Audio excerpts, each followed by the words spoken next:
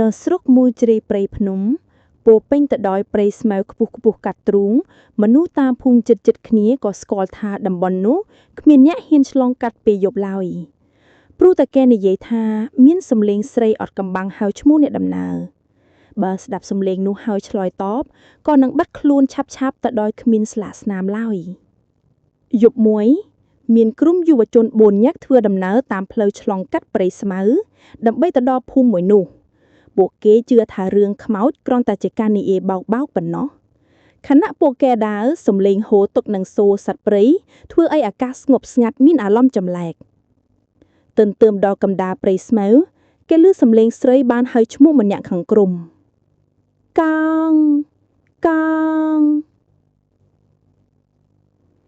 ោងខ្លាចតាក់ស្លុតយ៉ាងខ្លាំងប៉ុន្តែគេចង់ធ្វើឲ្យអូនសោយបានឆ្លើយតបមានអីអ្នកណាសំឡេងនោះស្ងាត់បាត់ប៉ុន្តែពេលត្រឡប់មើលវិញគេឮសំឡេងសើចស្រាលឆ្ងាយពេលពួកគេទៅដល់ជិតចំកណ្ដាលព្រៃស្មៅកង់បានបាក់ទៅដោយមិនដឹងមូលហេតុមិត្តរបស់គេរកហោហែ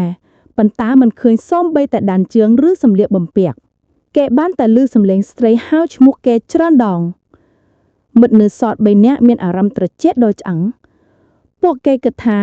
ប្រហែលជាកង់កំពុងលាក់ខ្លួនលេងសើចប៉ុន្តែពេលទៅដល់ចុងផ្លូវ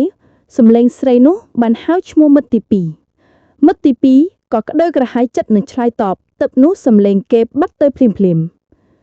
នៅពេលសល់តែ2នាក់អាកាសនៅជុំវិញកាន់តែធ្ងន់ធ្ងរ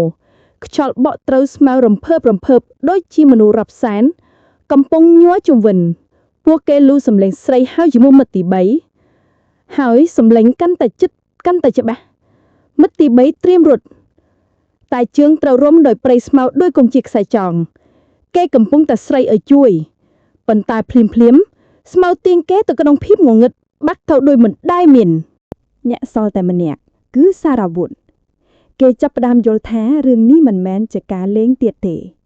គេរត់ដើរចេញពីព្រៃស្មៅក៏នៅតែឮសំឡេងហៅឈ្មោះខ្លួនឯង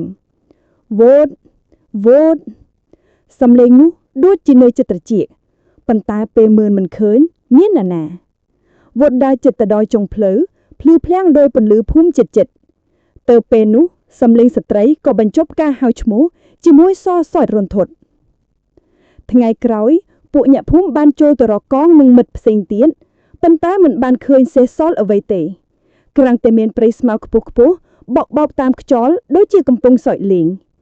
តាំងពីពេលនោះមកគេហាមមិនអោយនរណាឆ្លងកាត់ព្រៃស្មៅនោះនៅពេលយប់ទៀតឡើយព្រោះសំឡេងស្ត្រីនោះនៅតែមានហៅឈ្មោះអ្នកដំណើរដែលមិនស្គាល់ថាជាសត្វឬជាខ្មោចឡើយ